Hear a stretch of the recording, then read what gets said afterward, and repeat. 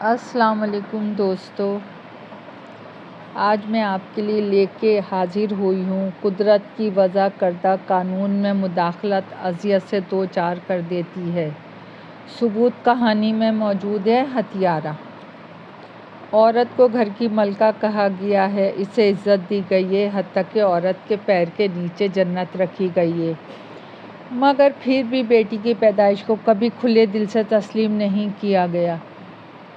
دائی بھی جب بیٹی پیدا ہوتے دیکھتی ہے تو مایوس ہو جاتی ہے، کیونکہ اسے پتہ ہوتا ہے کہ اب اسے کوئی خاص انعام نہیں ملے گا، اور جب کبھی بیٹا پیدا ہوتا ہے تو دائی کا خوشی کا ٹھکانہ نہیں ہوتا، کیونکہ اسے معلوم ہوتا ہے کہ اب اسے انعام زیادہ ملے گا۔ مگر ہمارے معاشرے میں ایک طبقہ ایسا بھی ہے جہاں بیٹی کی پیدائش قابل فخر بات ہوتی ہے۔ اگر وہاں دائی یہ کہہ دے کہ مبارک ہو، بیٹا ہوا ہے، تو سب کے منہ اس طرح لٹک جاتے ہیں جیسے دائی نے کوئی بری خبر سنائی ہو۔ سب کا دل ڈوبنے لگتا ہے اور آنکھوں میں تاریکی چھا جاتی ہے، اور بڑی بوڑھیاں تو باقاعدہ دہائی دینے لگتی ہیں۔ لیکن اگر وہی دائی بیٹی کی پیدائش کی خبر دے تو ایسا لگتا ہے کہ سارے گھر میں بہار آ گئی ہو، چاروں طرف پھول کھل گئے ہوں۔ دائی کو زر، نک نہیں، جوڑے اور دیگر بیش قیمت تحائف بھی دیے جاتے ہیں۔ سارے محلے میں چراغاں ہوتا ہے اور دیگیں چڑھتی ہیں۔ زچہ بچہ خصوصاً حیثیت اختیار کرتے ہیں اور مزاروں پہ شکرانے کی چادریں چڑھائی جاتی ہیں، غریب مساکین کو خیرات بانٹی جاتی ہے۔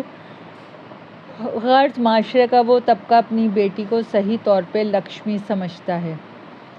شیانہ بھی ایک ایسے ہی طبقے سے تعلق رکھتی تھی۔ اس کی پیدائش پر بھی اسی طرح کی دھوم مچائی گئی تھی۔ پھر شیانہ تھی بھی بے انتہا خوبصورت، خاص طور پہ اس کی ہری ہری آنکھیں جو بالکل کسی بلی کی طرح معلوم ہوتی تھیں، اور اس لیے اس کا نام شیانہ رکھا گیا تھا۔ شیانہ جوان ہوئی تو اس کا رقص میں کوئی جواب نہ تھا۔ وہ ازاں کی شاعری اس طرح کرتی کہ دیکھنے والا دل مسوک کے رہ جاتا۔ وہ گاتی بھی اس طرح کہ مردے جاگ اٹھیں۔ ایک ایک سرے کو اس طرح آلاپتی کہ بڑے بڑے استاد اش اش کر اٹھتے۔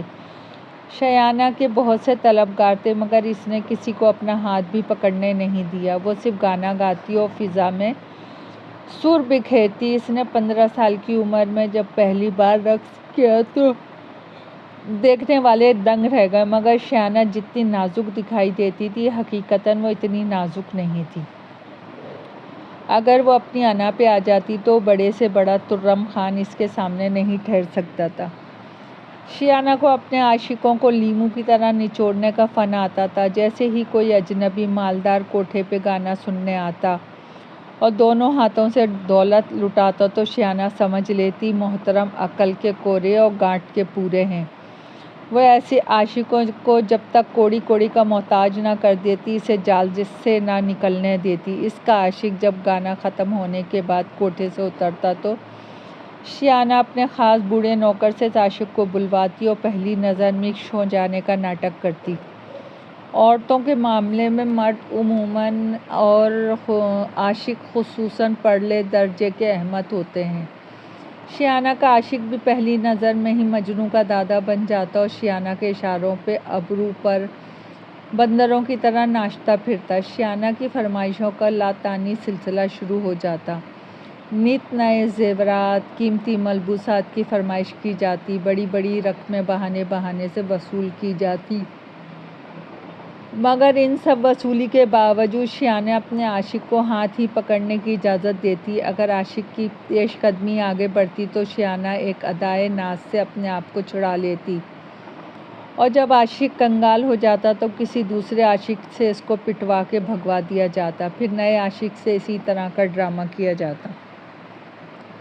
شیانہ کو بچپن سے ہی یہی سبق پڑھایا گیا تھا۔ اس کی ماں اس سے اکثر کہتی، شیانہ خدا حسن سب کو دیتا ہے، اکثر شریف زادیاں بہت خوبصورت ہوتی ہیں، مگر وہ حسن کی ناقدری کرتی ہیں اور بہت جلدی مرجھا جاتی ہیں۔ حسن کی قدر صحیح طور پہ ہم کرتے ہیں، اس حسن سے فائدہ اٹھاتے ہیں جب تک حسن و شباب برقرار رہتا ہے۔ ہم حسن کا خراج وصول کرتے ہیں۔ پیار، محبت، ایثار وغیرہ جیسے الفاظ ہمارے لیے نہیں بنے۔ طوائف اصل میں ایک پتھر ہوتی ہے، وہ دیکھنے میں کتنی ہی نرم و ملائم ہو، مگر طوائف کو پتھر ہی ہونا چاہیے جسے کسی سے کی محبت نہ پگھلا سکے، مگر یہ پتھر پگھل گیا جب پہلی بار بہرام خان نے اس کو کوٹھے پہ قدم رکھا تو شایانہ کو لگا اسے جیسے شہزادے کا انتظار تھا وہ آ گیا، اور پھر شایانہ بہرام خان کی باہوں میں گرتی چلی گئی۔ بہرام خان اپنے قبیلے کا ہونے والا سردار تھا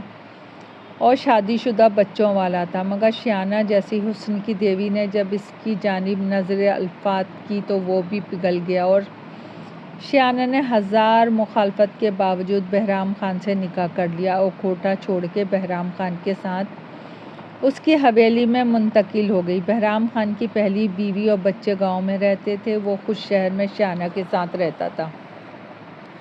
ایک روز شایانہ اپنی کوٹھی کے کمرے کی کھڑکی میں کھڑی سمندر کا نظارہ کر رہی تھی، کس طرح لہریں پانی سے سر اٹھاتی ہیں اور ساحل کی طرف دوڑی چلی آتی ہیں اور پھر ساحل پہ سر پٹک کے واپس چلی جاتی ہیں، جیسے گویا کسی کی تلاش میں ہوں اور اسے ساحل پہ نہ پا کے بین کرتی ہوئی واپس جا رہی ہوں۔ شایانہ کھڑکی میں کھڑی کافی دیر سے یہ منظر دیکھ رہی تھی۔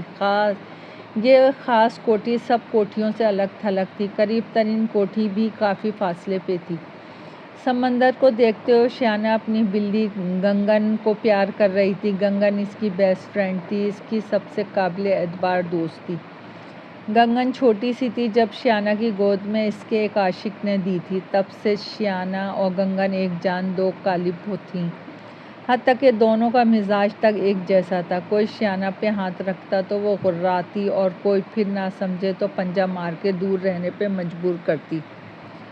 قدرت کے بھی عجیب تماشے ہیں، دونوں کی آنکھیں بالکل ایک جیسی ہی تھیں، ان کی پتلیاں گہری سبز تھیں، آنکھوں کی بناوٹ بھی ایک جیسی تھی، حتیٰ کہ دونوں کا مزاج بھی ایک جیسا تھا۔ دونوں اپنی محبت میں شراکت برداشت نہیں کرتی تھیں، لہٰذا جب بہرام خان شایانہ سے محبت کا اظہار کرتا، اس کا ہاتھ پکڑتا تو گنگن گھرراتی اور ایسا لگتا جیسے وہ بہرام خان کو پنجہ مار دے گی۔ اکثر بہرام خان کہتا، میں اسے کسی دن گولی مار دوں گا، اسے مارنے سے پہلے سمجھ لینا جو گنگن کا دشمن ہے وہ شایانہ کا دشمن ہے۔ پھر شایانہ پیار سے گنگن کو کمرے سے باہر بھیج دیتی اور گنگن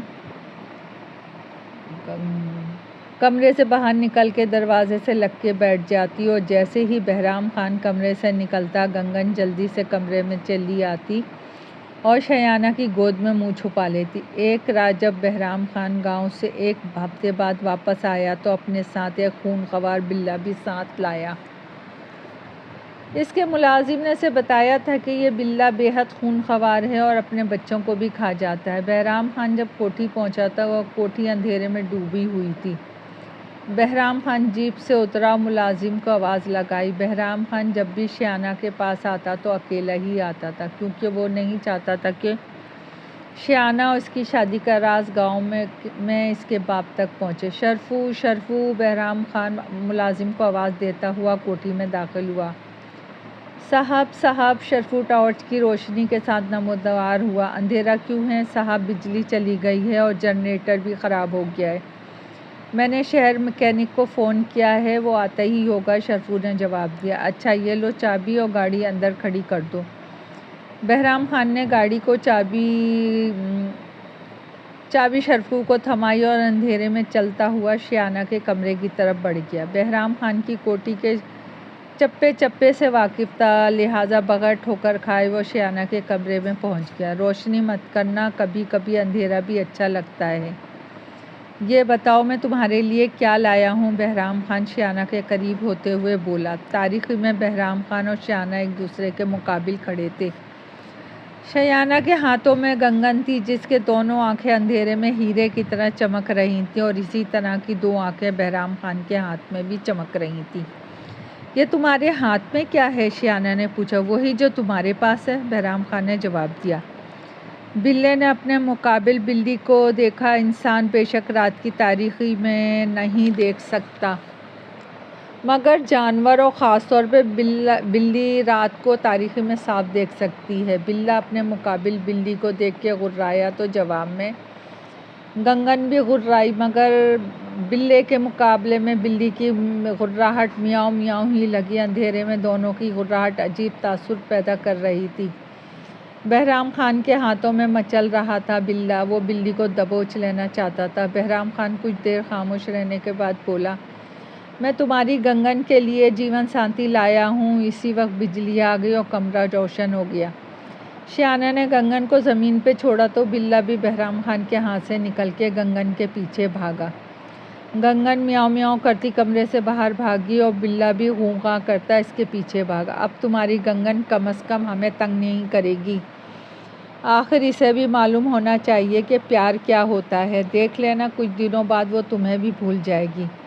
میری گنگن کبھی مجھے نہیں بھول سکتی۔ وہ عورت ہے اور عورت وفا کی دیوی ہوتی ہے۔ اس کی فطرت میں وفا ہے، مرد کی فطرت میں پیار ہے، بہرام خان نے کہا اور شیانہ کو اپنی باہوں میں جکڑ لیا۔ شیانہ بہرام خان کے چوڑے سینے سے آ لگی۔ کیسا گھبرو جوان ہے، جب سامنے آتا ہے تو حواسوں پہ چھا جاتا ہے۔ یہ شیانہ کی سوچ تھی۔ سچ ہے پیسہ عورت کی کمزوری ہے، مگر جب کسی گھبرو جوان کو عورت پسند کر لے تو وہ زر زمین کو لات مار کے اس کے پاس آ جاتی ہے۔ ایسا ہی شیانہ نے کیا۔ شیانہ کو بچوں کا بڑا شوق تھا۔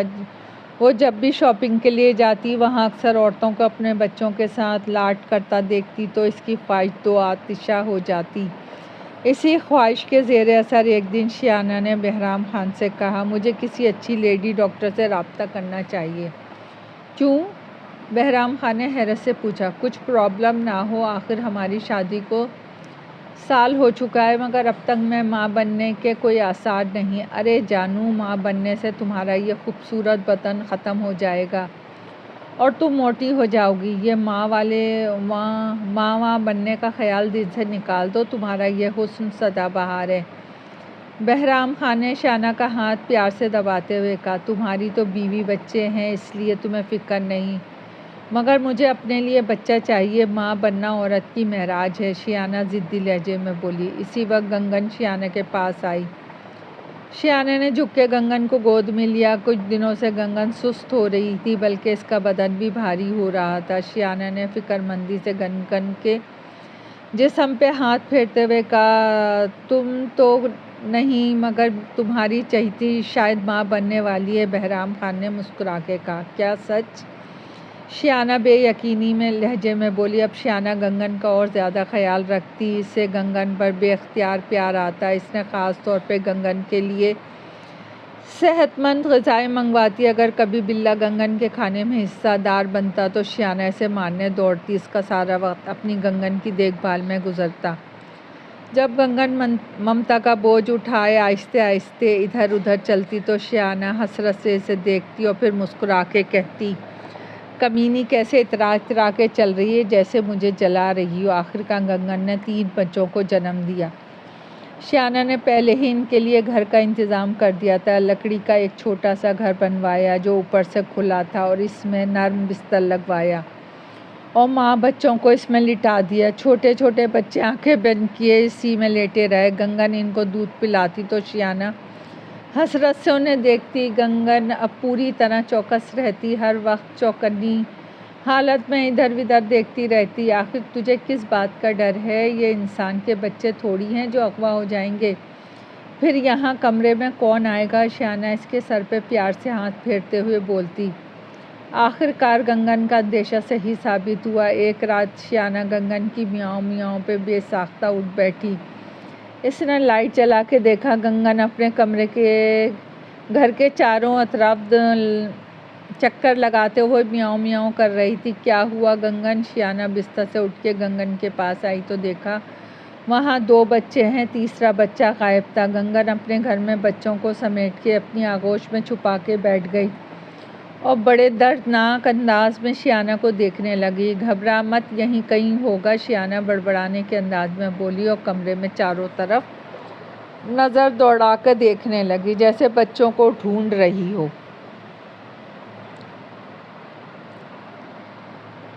اسی وقت شیانہ کو غوں غوں کی آواز آئی۔ اس نے آواز کی سمت دیکھا اور آواز باتھ روم سے آ رہی تھی۔ باتھ روم کا دروازہ کھلا ہوا تھا۔ وہ جلدی سے باتھ روم میں پہنچی تو دکھ سے رہ گئی۔ بلّا اتھ کھائے بچے کو منہ میں دبا کے باتھ روم کے روشن دان سے باہر بھاگ گیا۔ یا خدایا، تو نے کیا فطرت بنائی ہے بلّے کی!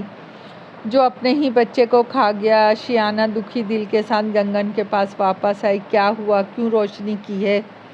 بہرام خان جو نیند میں تھا بولا، وہ شیطان اپنے ہی بچے کھا گیا۔ کون؟ وہ بلّا اور کون؟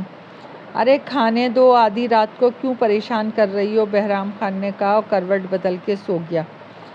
شیانہ بڑے دکھ کے ساتھ گنگن کے پاس اس کا سر سہلانے لگی۔ آج گنگن شیانہ کی گود میں نہیں آئی اور اپنے ہی بچوں کے پاس بیٹھی رہی۔ تو کیوں اتنی بے فکری سوئی تھی؟ کیا ہمارے ملک کی مائیں اتنی بے فکری سے سوتی ہیں؟ شیانہ گنگن کے سر پہ پیار سے ہاتھ پھیرتے ہوئے بولی تو گنگن نے سر جھکا لیا۔ وہ کبھی اپنا منہ ایک بچے پہ رکھ کے سہلاتی اور کبھی دوسرے بچے کو زبان سے چاٹنے لگتی۔ وہ ہر طرح سے اپنے بچوں سے ممتا کا اظہار کر رہی تھی۔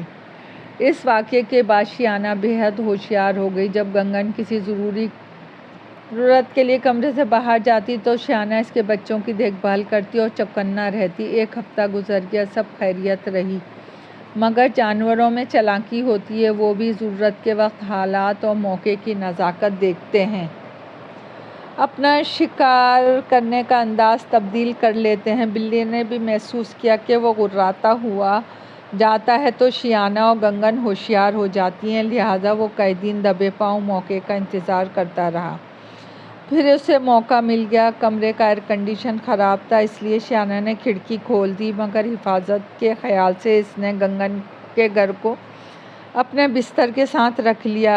رات خیریت سے گزر گئی۔ صبح کی سفیدی نمودار ہونے لگی، روشنی ہلکی ہلکی پھیل رہی تھی۔ بلّا دبے پاؤں کھڑکی کے راستے سے اندر آیا اور دبے آواز قدموں سے چلتا ہوا بچوں تک پہنچا اور جھپٹا مار کے ایک بچے کو منہ میں دبوچا اور بھاگا۔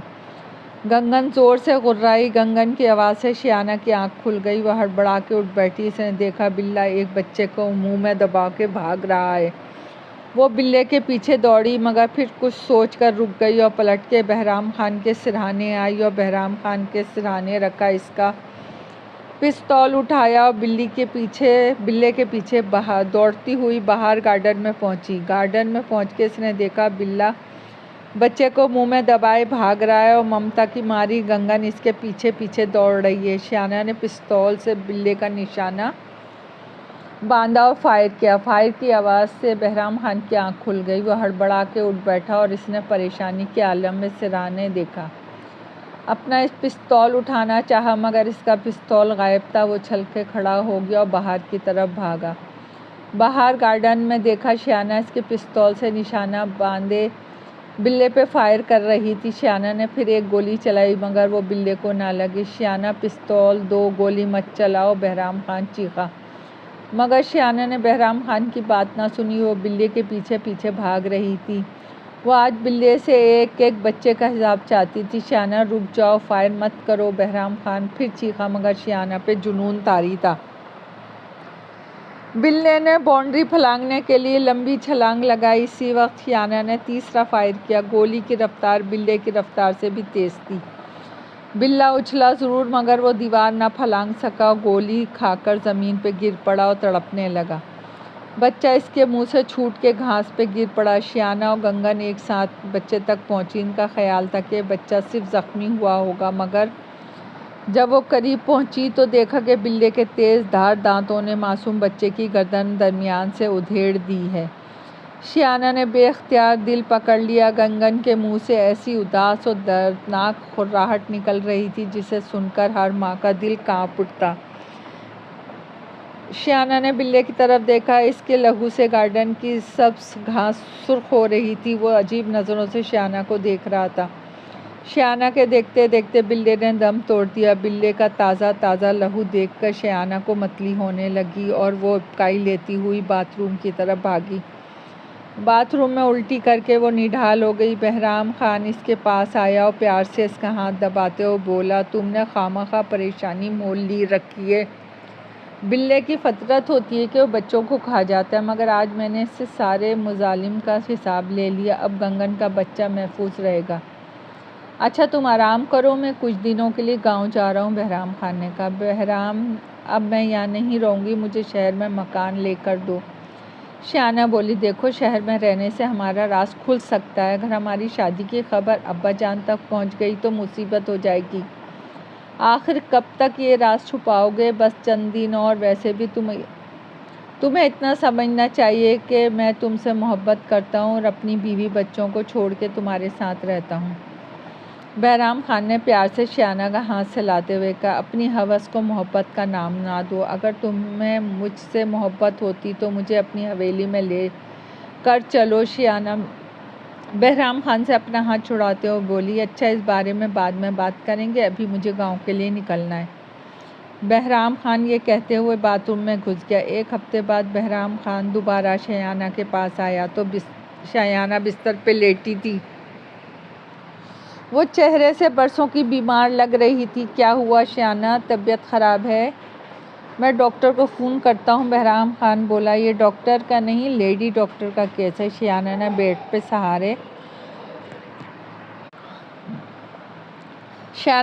سہارے بیٹھتے ہوئے سر پہ دوپٹہ جماتے ہوئے کہا، کیا مطلب آپ باپ بننے والے ہیں؟ شیانہ نے شرماتے ہوئے بہرام خان کو بتایا تو بہرام خان چونک پڑا۔ اس نے بے اختیار گنگن اور اس کے بچے کو دیکھا جو ایک دوسرے سے کھیل رہے تھے۔ بچے نے آنکھیں کھول دی تھیں اور اپنی ماں سے اٹکلیاں کر رہا تھا۔ بہرام خان کا دل ڈوبنے لگا۔ وہ بخوبی جانتا تھا کہ اولاد ہونے کے بعد شیانہ اس کوٹھی میں رہنا پسند نہیں کرے گی۔ بہرام خان خوب جانتا تھا عورت جب تک ماں نہیں بنتی اپنے شوہر ہی کو اپنا سب کچھ سمجھتی ہے، مگر اولاد ہونے کے بعد وہ اولاد کے حق کے لیے شوہر کے سامنے بھی ڈٹ جاتی ہے۔ بیوی کمزور ہوتی ہے مگر عورت ماں بن جائے تو ماں مضبوط ہوتی ہے۔ بہرام خان مجبور تھا، وہ شیانہ کی اولاد کو حقوق نہیں دے سکتا تھا۔ اس نے گہری نظروں سے شیانہ کو دیکھا، پھر بولا، اس کی کیا ضرورت تھی؟ عورت جب تک ماں نہیں بنتی وہ حسین رہتی ہے، مرد اس کی طرف کھنچا چلا آتا ہے۔ تمہارے سامنے میری مثال موجود ہے۔ میں اپنی پہلی بیوی کو چھوڑ کر اسی لیے تمہارے پاس آتا ہوں کہ بچے پیدا کر کے وہ کھنڈر ہو گئی ہے۔ جو عورتیں اپنا حسن و شباب نہیں سنبھالتی ان کے شوہر دوسری جگہ پہ منہ مارتے ہیں۔ تم جتنا بھی کہہ لو مگر عورت کی عظمت و بڑائی ماں بننے میں ہے۔ ہر عورت اپنے شوہر کے بچوں کی ماں بننے میں فخر محسوس کرتی ہے۔ یہ بچے مرد کے پاؤں کی زنجیر ہوتے ہیں۔ دیکھ لو، تمہاری پہلی بیوی کھنڈر ہو چکی ہے مگر بچوں کی زنجیر تمہارے پیروں میں ڈال دی ہے، لہٰذا تم بھاگے بھاگے اس کے پاس پہنچ جاتے ہو۔ اب میری قسمت بھی جاگ اٹھی ہے، میں بھی تمہارے پاؤں میں اولاد کی زنجیر ڈال دوں گی۔ آخر میرا حسن و شباب کب تک برقرار رہے گا؟ وقت کی دھول میں سب ختم ہو جائے گا۔ بس اولاد کی زنجیر میاں بیوی کو باندھ کے رکھتی ہے۔ تم کہنا کیا چاہتی ہو؟ کہنا تو مجھے بہت کچھ ہے مگر پہلے مجھے کسی اچھی لیڈی ڈاکٹر کے پاس لے چلو۔ ٹھیک ہے، میں کسی لیڈی ڈاکٹر سے وقت لیتا ہوں۔ اگلے دن شام شیانہ اور بہرام خان کے ساتھ لیڈی ڈاکٹر کے کلینک پہنچی۔ لیڈی ڈاکٹر کا کلینک شہر کے وسط میں ایک مصروف جگہ پہ تھا۔ بہرام خان شیانہ کو لے کے کلینک میں داخل ہوا اور استقبالیہ پہ بیٹھی لڑکی سے بات کر کے شیانہ کو لے کر لیڈی ڈاکٹر کے کمرے میں پہنچا۔ آئیے آئیے، یہ ہیں آپ کی وائف جن کا آپ نے کل ذکر کیا۔ بہرام خان اور شیانہ جب لیڈی ڈاکٹر کے کمرے میں داخل ہوئی تو لیڈی ڈاکٹر نے انہیں دیکھتے ہی کہا، جی۔ بہرام خان نے مختصر جواب دیا۔ شیانہ نے غور سے لیڈی ڈاکٹر کو دیکھا، وہ ادھیڑ عمر کی ایک تجربہ کار ڈاکٹر لگتی تھی۔ ٹھیک ہے، آپ باہر بیٹھیں، میں آپ کی مسز کو چیک کر لیتی ہوں، لیڈی ڈاکٹر نے بہرام خان سے کہا تو کمرے سے باہر نکل گیا۔ بہرام خان کے کمرے سے نکلنے کے بعد لیڈی ڈاکٹر اپنی کرسی سے اٹھی اور اس نے کمرے کی چٹخنی لگائی اور شیانہ کو کمرے میں بچھے بیڈ پہ لیٹنے کا کہا۔ شیانہ کرسی سے اٹھی اور کمرے میں بچھے بیڈ پہ لیٹ گئی۔ یہ آپ کا پہلا بیبی ہے؟ لیڈی ڈاکٹر نے شیانہ کو چیک کرتے ہوئے پوچھا۔ جی، ہماری شادی کو ابھی 1 سال ہی ہوا ہے، شیانہ نے جواب دیا۔ مبارک ہو، آپ امید سے ہیں، اللہ تعالیٰ آپ کو چاند سا بچہ دے، لیڈی ڈاکٹر شیانہ کو چیک کرنے کے بعد بولی۔ شیانہ یہ سن کے خوشی سے کھل اٹھی اور آہستگی سے بستر سے اترتے ہوئے بولی، آپ سچ کہہ رہی ہیں؟ ہاں، مگر مجھے جھوٹ بولنے پہ مجبور کیا جا رہا ہے، لیڈی ڈاکٹر بولی۔ کیا مطلب؟ کل شام تمہارے شوہر کلینک پہ آئے تھے اور یہ پیسے دے کے گئے۔ لیڈی ڈاکٹر نے میز کی دراز سے 5,000 کے نوٹوں کی ایک گڈی نکالی شیانہ نے سوالیہ نظروں سے لیڈی ڈاکٹر کو دیکھا۔ تمہارے شوہر چاہتے ہیں کہ میں تم سے جھوٹ کہہ دوں کہ تم ماں نہیں بننے والی ہو، بلکہ یہ کہوں کہ تمہارے اندر کچھ پرابلم ہے اور تمہیں اس بہانے ایسی دوائیں دوں کہ تمہارا بچہ ختم ہو جائے۔ کیا؟ شیانہ حیرت زدہ رہ گئی۔ نہ صرف یہ کہ بچہ ختم ہو جائے بلکہ آئندہ تم کبھی نہ ماں بن سکو، لیڈی ڈاکٹر نے کہا تو شیانہ نے غصے سے دونوں مٹھیاں بھینچ لیں اور غضبناک نظروں سے دروازے کو گھورنے لگی جس کے باہر بہرام خان بیٹھا تھا۔ بیٹی، مجھے تمہارے شوہر کی ہسٹری معلوم ہے۔ وہ کبھی نہیں چاہے گا تم سے کوئی اولاد ہو، کیونکہ اس کی خاندانی بیوی موجود ہے اور اس بیوی سے اس کی اولاد بھی ہے، اس لیے وہ تم سے کسی حال میں اولاد نہیں چاہے گا۔ مگر میں ایک عورت ہوں، جانتی ہوں اولاد عورت کے لیے کیا ہوتی ہے۔ اولاد عورت کو مکمل کرتی ہے، اولاد عورت کو تکمیل کی اس معراج پر پہنچاتی ہے جہاں فرشتے بھی اس پر رشک کرتے ہیں۔ میں تمہارے بچے کو ضائع کرنے جیسا گناہ نہیں کر سکتی، لیڈی ڈاکٹر نے کہا اور نوٹوں کی گڈی شیانہ کے ہاتھ پہ رکھ دی۔ پھر گویا ہوئی، اب تم خود فیصلہ کرنا ہے کہ تم ماں بننا چاہتی ہو کہ نہیں۔ شیانہ نے نوٹوں کی گڈی لیڈی ڈاکٹر کے ہاتھ سے لے لی اور اسے دبایا جیسے بہرام خان کا گلا دبا رہی اور پھر دروازہ کھول کے باہر نکل آئی۔ کیا ہوا؟ خیریت ہے نا بہرام خان؟ شیانہ کو غصے سے پیر پٹکتا ہوا دیکھ کر جلدی سے اس کے پیچھے بھاگا۔ شیانہ سے پوچھا، مگر شیانہ کچھ کہے بغیر کلینک سے باہر کی طرف چل دی۔ کیا ہوا؟ کیا بولی ڈاکٹر؟ بہرام خان نے گاڑی چلاتے ہوئے کئی بار پوچھا، مگر شیانہ خاموش رہی۔ بہرام خان دل ہی دل میں خوش ہو رہا تھا کیونکہ وہ سمجھ رہا تھا جب لیڈی ڈاکٹر نے اس کے منصوبے کے مطابق شیانہ کو بتایا ہے وہ ماں نہیں بننے والی تو شیانہ کو دھچکا لگا ہوگا اور شیانہ کا متوقع رد عمل شاید اس دھچکے کا نتیجہ ہے۔ چلو کہیں باہر کھانا کھاتے ہیں پھر گھر چلیں گے، بہرام خان نے خوشگوار لہجے میں کہا، مگر شیانہ انتہائی خونخوار نظروں سے اسے گھورا تو بہرام خان سٹپٹا گیا۔ اچھا بابا گھر ہی چلتے ہیں، بہرام خان شیانہ سے نظریں چراتا ہوا بولا۔ کوٹھی میں پہنچ کے بہرام خان نے جیپ روکی تو شیانہ اتر کے کوٹھی میں داخل ہو گئی۔ بہرام خان بھی پیچھے پیچھے کوٹھی کے اندر آیا۔ شیانہ سیدھے اپنے کمرے میں آئی، بہرام خان بھی اس کے پیچھے کمرے میں داخل ہوا۔ کیا ہوا؟ خیریت تو ہے نا؟ کیوں اتنی پریشان نظر آ رہی ہو؟ جس ماں کے بچے پہ خونخوار ہتھیارے کی نظر ہو وہ کیوں پریشان نہ ہوگی؟ شیانہ پھنکاری، میں تمہارا مطلب نہیں سمجھا۔ یہ لو، شیانہ نے نوٹوں کی گڈی بہرام خان کے منہ پہ دے ماری۔ نوٹوں کی گڈی بہرام خان کے منہ پہ لگ کے زمین پہ گر گئی۔ بہرام خان نے ایک نظر نوٹوں کی گڈی کو دیکھا، پھر وہ سارا معاملہ سمجھ گیا۔ تو اس بڑھیا ڈاکٹرنی نے تمہیں سب کچھ بتا دیا؟ ہاں، اور یہ بھی بتایا تم میرے بچے کے دشمن ہو۔ ایک بات تو تم اپنے دماغ میں بٹھا لو شیانہ، یہ بچہ تو تم پیدا نہیں کرو گی۔ بہرام خان سرد لہجے میں، مجھے دھمکی مت دو بہرام خان، میں کون ہوں تم جانتے ہو؟ شیانہ کا لہجہ سرد ہو گیا۔ مجھے پتا ہے تم کس خاندان سے ہو، اس خاندان کے تلوے چاٹنے تم میری چوکھٹ پہ آئے تھے، شیانہ چیخی۔ چپ کر ذلیل عورت! بہرام خان نے ایک زوردار تھپڑ شیانہ کے منہ پہ مارا تو شیانہ لڑکھڑا کے گر پڑی، مگر پھر جلدی سے کھڑی ہو گئی۔ تھپڑ کی وجہ سے شیانہ کا ہونٹ پھٹ گیا اور پھٹے ہوئے ہونٹوں سے خون رسنے لگا۔ شیانہ نے اپنے ہاتھ کی ہتھیلی سے خون صاف کیا۔ گنگن یہ دیکھ کے زور سے غرائی، مگر شیانہ نے ہاتھ کے اشارے سے روکا۔ بہرام خان، یہ میرا بچہ ہے اور میں اسے ضرور دنیا میں لے کے آؤں گی۔ اول تو یہ بچہ دنیا میں آئے گا نہیں، اگر آ گیا تو تمہارے پاس پرورش نہیں پائے گا۔ میں اسے تم سے چھین کے لے جاؤں گا۔ تم جانتی ہو میری پہنچ کہاں تک ہے۔ میں تمہیں کل صبح تک کی مہلت دیتا ہوں، ٹھنڈے دل و دماغ سے سوچو اور کل صبح مجھے اپنے فیصلے سے آگاہ کر دینا۔ بہرام خان یہ کہہ کے کمرے سے چلا گیا۔ شیانہ بے اختیار سسک پڑی، اس کے منہ سے سسکیاں نکلنے لگی، منہ چھپا کے بے اختیار آواز رونے لگی، آنسو اس کے گال پہ بہنے لگے۔ گنگن اپنی مالکن اپنی پیاری سہیلی کی یہ حالت دیکھ کے فوراً اس کے پاس آئی اور چھلانگ مار کے شیانہ کی گود میں چڑھ گئی۔ شیانہ نے گنگن کو اپنے سینے سے لگایا۔ گنگن، تیرے بچے کو خونخوار بلے سے تو میں نے بچا لیا، مگر آج ایک خونخوار بلّا میرے بچے کو مارنا چاہتا ہے، اسے کون بچائے گا؟ شیانہ شدت کے ساتھ رونے لگی۔ گنگن نے اپنا سر شیانہ کے گالوں پہ رگڑنا شروع کر دیا جیسے وہ شیانہ کے آنسو پوچھنا چاہتی ہو۔ تھوڑی دیر تک گنگن شیانہ کے گالوں پر اپنا سر رگڑتی رہی، پھر چھلانگ مار کے شیانہ کی گود سے ہوتی ہوئی اور کمرے کے کھلے دروازے کی طرف بڑھی۔